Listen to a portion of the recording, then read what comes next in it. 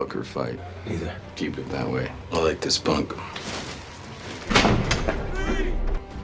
Hey, Smith. Anything you need, bro? Must mean the cellar is a backup. I heard he's got history with some of the shot callers. How you doing?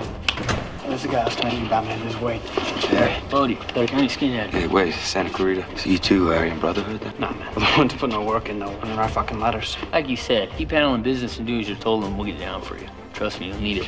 Thanks.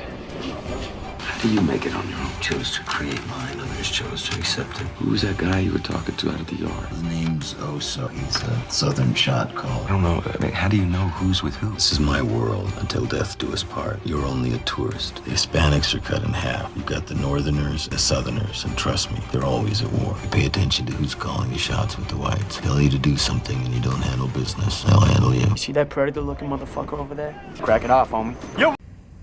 Okay, that was a scene from the movie Felon, and that particular movie is a pretty good. Hollywood never gets things right, but it's a pretty good representation of what it's like in prison in California. That movie is actually based on the big scandal that happened at the Corcoran Shoe back in the mid-2000s. The guards were setting up inmates who were mortal enemies with each other, so they would fight, and then they'd bet on who they think would win. And it was this huge scandal.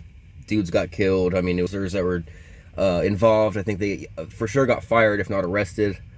But so in the opening scene, like that I showed you, when the character played by Val Kilmer, he steps into the cell and he says, "Do you want to fuck or fight?" That's kind of a common thing that people say, like when they get a new cellmate, you know. And it's just a funny thing to say. It's a joke, an icebreaker. It's not a serious question. So when the dude responds, "Neither," that was the correct thing to say. So FYI, if you ever find yourself in prison and someone asks you that when they step into the cell, you say neither. Then you see like those two skinheads come out and they introduce themselves to the new guy, and the new guy responds back. He says his name and where he's from.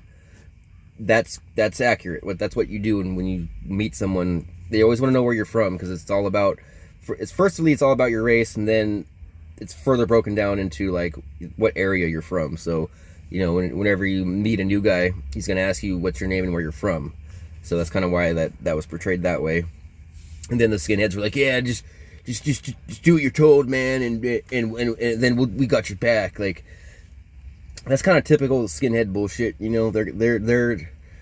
It's like living with a bunch of snakes, you know, and dudes that don't have your best interest in mind.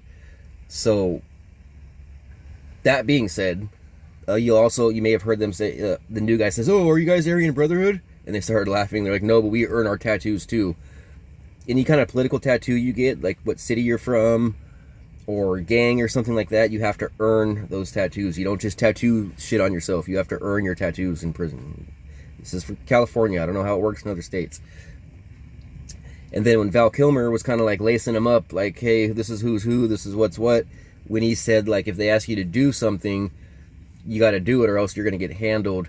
That's kind of true at the same time, but you'll be taking that call from the key holder and not those skinheads, and that's the difference.